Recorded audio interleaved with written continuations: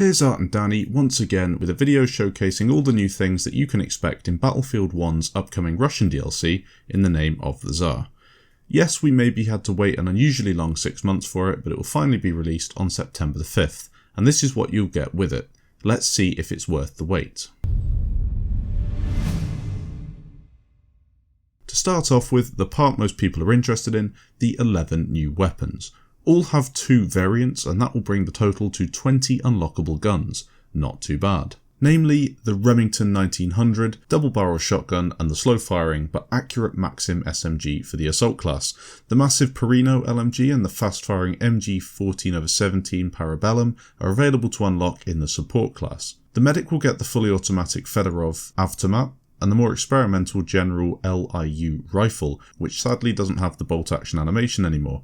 The always useful scout class will get the much wanted Mosin Nagant M91 and the hard-hitting close-range rifle named the Vitali M1870. DICE will also bring 2 new all-kit pistols, the Nagant revolver and the sawed-off Nagant M91 named the Abrez, which can actually one-shot players at very close range, which is kinda cool. And of course, last but not least, the vehicle kits will not be forgotten either. They will get the first suppressed weapon in Battlefield 1 multiplayer, the C93S. There's also some new melee stuff. Things that will surely make the DLC pack are the Dud Club, which is basically a diffuse grenade on a stick that hopefully doesn't explode in your face, the Ardati dagger that you can unblock with the summer missions, and a Kosot dagger, a nicely decorated double-edged blade. Previously on the CTE we also had access to the Araribo, French coupe, a hunting knife, a Russian axe, and a Russian fighting knife, but no idea where those are at the moment. So that's quite a bunch of shooty and stabby things, but those 6 months of waiting time will also give a lot more maps. Including the recently released Lupko Pass, 5 other maps will join the rotation. First off we have Brusilov Keep, a snowy village with a big train wreck for the train behemoth and a clock tower you could take down, always fun if there are some snipers at the top of it.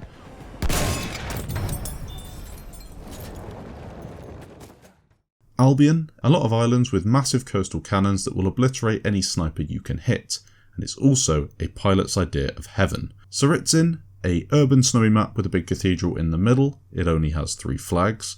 The map Volga River is set near, well you guessed it, the Volga River. It's a map that focuses a lot on tank combat together with Tsaritsyn and will be part of the upcoming operations. You can actually see that map in the distance if you look carefully. And lastly, we have Galicia, a map on the Russian countryside with little wooden windmills that will be part of the DLC's other operation which is tied in with Brusilov Keep. It will feature all vehicles you can find in the game. There are also 3 new vehicles being added to this DLC, the Putilov Garford, a weird looking and driving truck that works seemingly the best if you drive it in reverse. It also shares a lot of similarities to the artillery truck. It can however house more than 1 player, so I guess that's a plus for teamwork. I'm sure pilots will like the upcoming Muromets bomber, as it has a place for a lot of people, and as a bonus, you can actually repair it from the inside as a passenger. It's nice that they've added that to this vehicle in Battlefield 1. There is also a new cavalry class that ditches the sabre for a very long and pointy pole, which you can use to basically bayonet charge people while sitting on the horse. And lastly, there is also a little landing craft boat that will undoubtedly be seen more in the next Turning Tides content pack.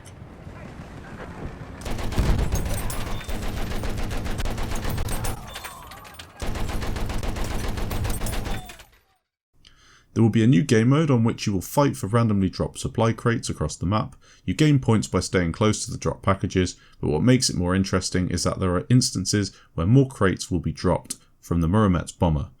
When the crate is depleted after 3 or so minutes, it will drop an elite kit for everyone who grabs it to use. And of course, the basic things like new medals, codex, dog tags, assignments, and a level cap increase to 120 have also been added. Finally, for the most surprising addition that we totally didn't expect, not only do we get the Russian White Army that served the Tsar back in the day, you will also be able to play as the Russian Red Army who wanted to get rid of him. The Red Army will be available on 2 of the 6 maps, being Tsaritsyn and Volga River, that were set during the Russian Civil War, just after the First World War ended. In my opinion, the best thing about them is the history behind it and their funny hats. That's all we've got time for today. Thanks to Flakfire for letting me use some of his gameplay that he recorded at Gamescom. I will link his full video in the description for you to enjoy. And of course, if you want more of the voice, check out my channel, aka Art, down in the description. This was Danny and Art, and we'll see you on the battlefield.